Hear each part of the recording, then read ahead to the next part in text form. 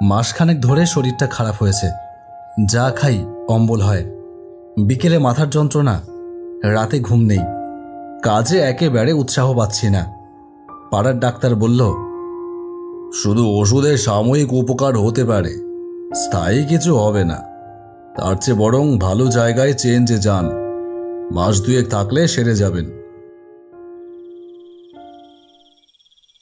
কোথায় যাব তাই নিয়েই এক সমস্যা। এক এক বন্ধু এক এক রকম উপদেশ দিতে থাকলো। কেউ বলল ভুবনেশ্বর, কেউ হাজারিবাগ, আবার কেউ বা দেওঘর। কি করব, কোথায় যাব যখন ভাবছি, তখন হঠাৎ অমলের সঙ্গে দেখা হয়ে গেল। অফিস থেকে বেরিয়ে ফাঁকা ট্রামের জন্য অপেক্ষা করছি, আচমকা পিঠে তার স্পর্শ। ফিরে দেখি অমল। কলেজ ছাড়বার পর অমলের সঙ্গে আর দেখা হয়নি। আমাকে দেখে অমল বলল, চেহারা যে বড্ড খারাপ হয়ে গেছে, কি ব্যাপার? কি ব্যাপার বললাম। শুনে অমল বলল, ওসব ভুবনেশ্বর দেওঘরের চিন্তা ছেড়ে দাও, ওখানে কিচ্ছু হবে না। তুমি মিলনপুরে চলে যাও, 3 দিনে তোমার অম্বল সেরে যাবে। মিলনপুর কোথায়? কখনো তো নাম শুনিনি। বেশি লোক নাম শোনেনি বলেই তো জায়গাটা এখনো ভালো আছে। ভিড় হলেই জলবায়ু বদলে যায়। আচ্ছা, তা কি করে যাব আর কোথায় থাকবো? কোনো অসুবিধা নেই, আমার বাবা একটা বাংলো কিনেছিল ওখানে, এখন কেউ যায় না।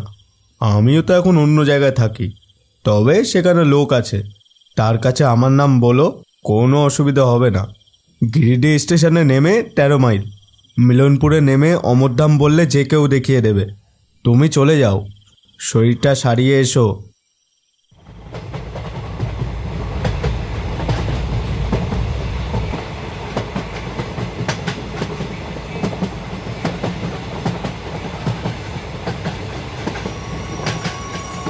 মিলনপুরে যখন নামলাম তখন রাত প্রায় 8টা।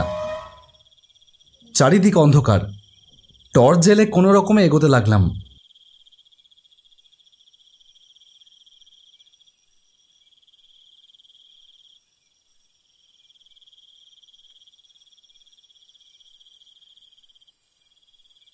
সরু পায়ে চলা পথ, পথের এক পাশে একটা মুদির দোকান।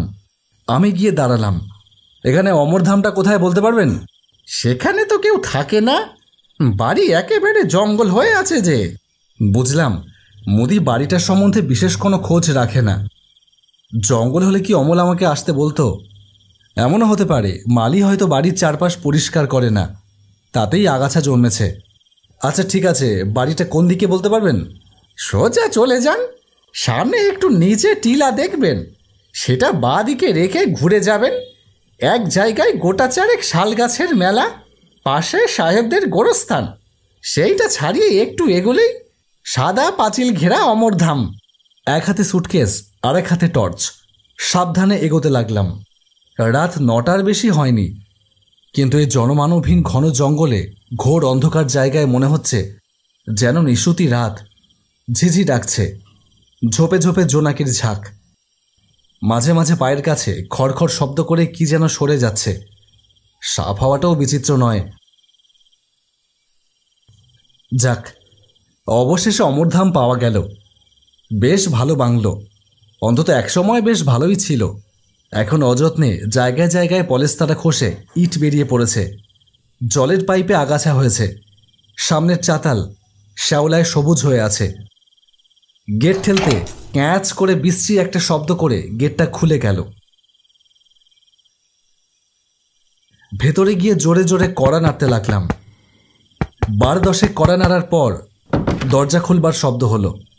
বারান্দায় গলা শোনা গেল। কে? আমি ওপরের দিকে মুখ তুলে বললাম, আমি অমলের বন্ধু, আমার আসবার কথা ছিল। আরে পার্থ না, তোমার জন্যই তো অপেক্ষা করে রয়েছি। দাঁড়াও, দরজা খুলে দিচ্ছি। আমার নিজের খুব অবাক লাগলো। কে লোকটা? আমার নাম জানলো কি করে? তবে কি আমাদের কোনো বন্ধু আমার মতন শরীর সারাতে এখানে এসে উঠেছে? ওহ পার্থ, কত যুগ পরে দেখা বলো তো। লম্বা পুলক। আমাদের কলেজে 2 জন পুলক ছিল, তাই একজন লম্বা পুলক আর একজন বেটে পুলক। তার পরের কথাটা মনে হতেই আমার মেরুদণ্ড বেয়ে ঠান্ডা প্রবাহ নামল, বুকের শব্দ দ্রুততর। তাই তো শুনেছিলাম বছর 5 আগে টালা ব্রিজের কাছে লম্বা পুলক দুর্ঘটনায় মারা গেছে। পুলক মোটরসাইকেলে ছিল, সামনাসামনি একটা লরির সঙ্গে ধাক্কা।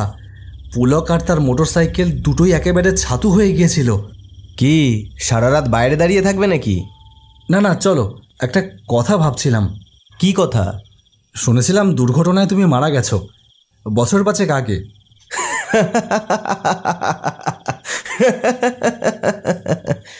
আরে একরকম মরাই তো। দেখো না, বা পায়ে একদম জোর পাই না। হাসপাতাল থেকে সোজা এখানে চলে এসেছি। বলতে নেই, এখন এখানে বেশ ভালো আছি ভাই। এখানকার জল হাওয়ায় খুব উপকার পেয়েছি। এসো, ভেতরে এসো।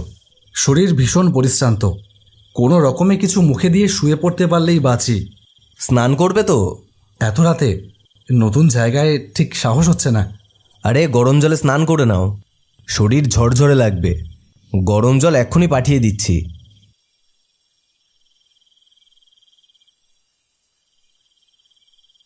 স্নান সেরে বাইরে আসতে আসতে দেখলাম টেবিল সাজিয়ে পুলক বসে আছে, প্লেট ভর্তি গরম ভাত আর মুরগির মাংস। এখানে রান্না করে কে? রান্না, বাসন মাজা, ঘরদোর পরিষ্কার সবই মুংলা করে। এদেশি লোক, ভারী কাজের। তুমি খাবে না? আমি সন্ধ্যা 6টার মধ্যে খেয়ে নিই। নাও, তুমি আর বসে থেকো না, নিশ্চয়ই খুব ক্লান্ত। খেয়ে শুয়ে পড়ো। ওইটা তোমার ঘর। এই ঘরে ঢুকেই আশ্চর্য হয়ে গেলাম। সিঙ্গেল খাটের ওপর পরিপাটি বিছানা, মাথার কাছে টিপয়ের ওপর জলের গ্লাস। ভোরে উঠে আমার যে জল খাওয়ার অভ্যেস, এটা পুলক জানল কিভাবে? শুয়ে পড়লাম। বিছানায় গা ঠেকানো মাত্রই গভীর নিদ্রা। মাঝরাতে প্যাঁচার বিদঘুটে ডাকে ঘুম ভেঙে গেল। মাথার কাছে খোলা জানালা দিয়ে চাঁদের আলো বিছানার ওপরে এসে পড়েছে।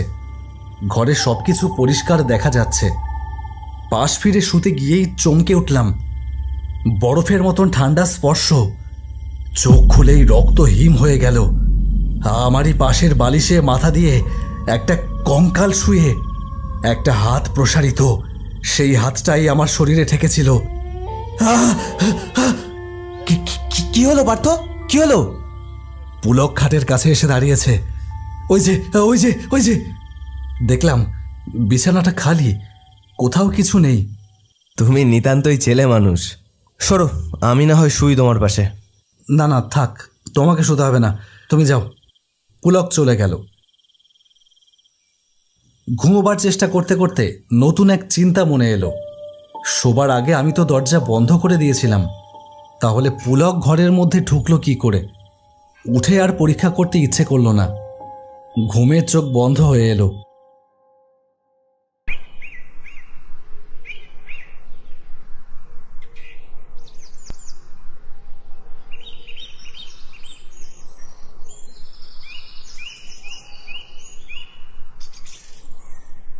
পরদিন সকালে উঠেই দেখলাম ঘরের দরজা ভেতর থেকে খিল দেওয়া। এদিকে ওদিকে চোখ ফিরিয়ে দেখলাম ভেতরে ঢোকবার আর কোনো দরজা নেই। তাহলে পুলক কাল রাতে ঘরের মধ্যে ঢুকলো কি করে?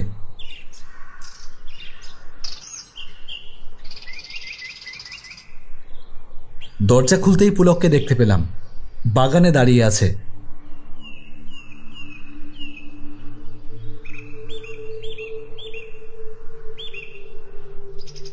কাল রাতে তার ঘরে ঢুকবার কথা বলতেই সে হেসে উঠল খুব জোরে। তুমি নিশ্চয়ই স্বপ্ন দেখেছ। আমি আবার কখন তোমার ঘরে ঢুকলাম? স্বপ্ন? তা হবে হয়তো, কিন্তু এত পরিষ্কার স্বপ্ন জীবনে কখনো দেখিনি। এখনো চোখের সামনে যেন সেই ঘুমন্ত নরকঙ্কালটাকে দেখতে পাচ্ছি। মুখ হাত ধুয়ে নাও, মুংলা এক্ষুনি চা দেবে। হাত মুখ ধুয়ে একটা চেয়ারে বসলাম। উল্টো দিকের চেয়ারে পুলক বসে বলল, এই মুংলা, পার্থবাবুর চা নিয়ে এসো। চা আর টোস্ট নিয়ে যে এলো, তাকে দেখে আমার শরীরটা কেঁপে উঠল। এমন বিভৎস চেহারা আমি জীবনে দেখিনি। গায়ে চিমটি কাটলেও এক তিল মাংস উঠবে না, এমনই শীর্ণ চেহারা। চোখ দুটো এত ভেতরে ঢোকা আছে যে আছে কিনা বোঝাই যায় না।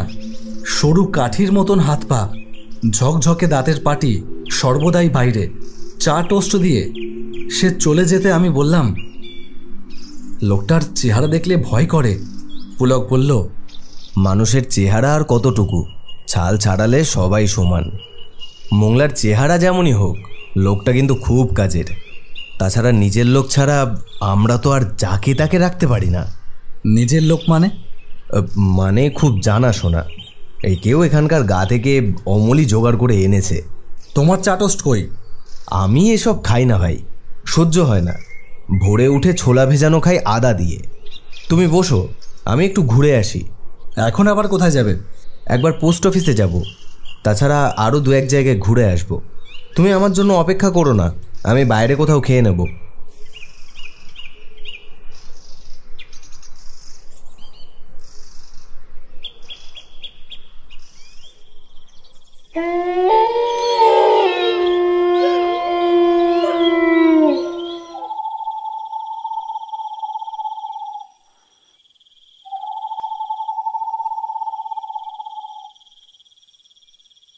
সারাটা দিন পুলক ফিরল না, সন্ধ্যার সময়ও না।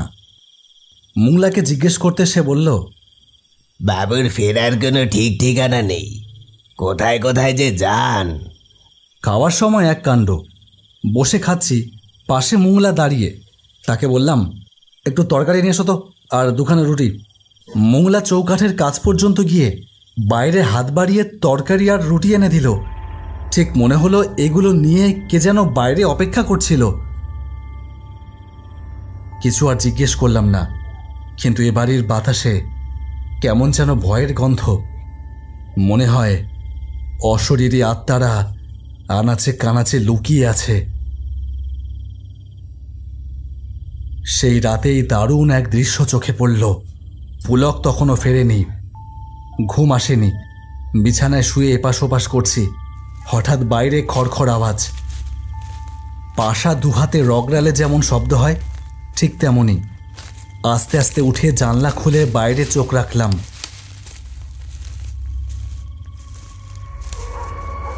ম্লান চাঁদের আলো, খুব স্পষ্ট নয়, আবার একেবারে অস্পষ্টও নয়। উঠোনে একটা গড়ির ওপর 2টো কঙ্কাল ঘেঁষাঘেঁষি করে বসে, একজনের হাত আর একজনের গলায়।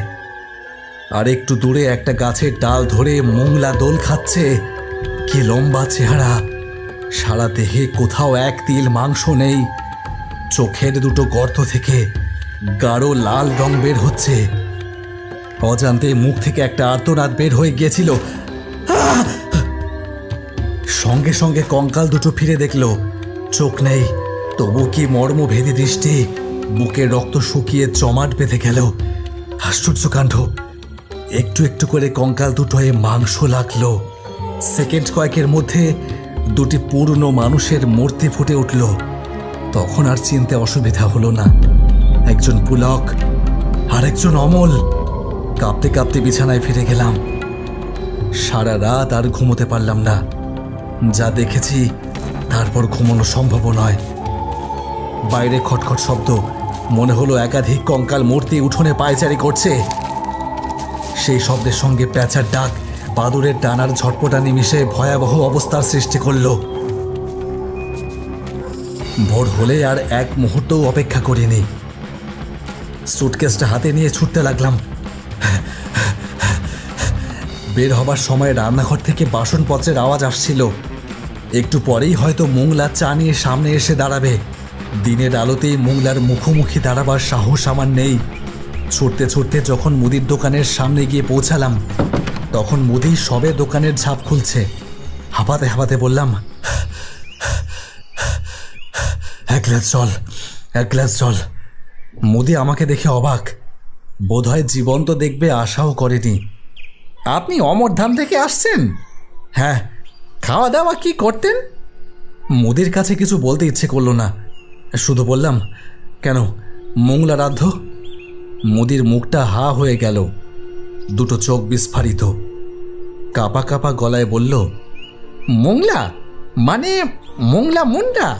মোংলাকে তো বছর 5 আগে অমরধামের এক গাছের ডালে ঝুলন্ত অবস্থায় পাওয়া গিয়েছিল। হ্যাঁ, আত্মহত্যা? কি জানি, অনেকে বলেছিল বিষয় সম্পত্তি নিয়ে গোলমাল হওয়ায় ভাইপোই নাকি মেরে ঝুলিয়ে রেখেছিল। আর দাঁড়ালাম না, গিরিডি না পৌঁছানো পর্যন্ত শান্তি নেই। অমরধামের বাসিন্দারা গন্ধ শুকে শুকে হাজির হলেই সর্বনাশ।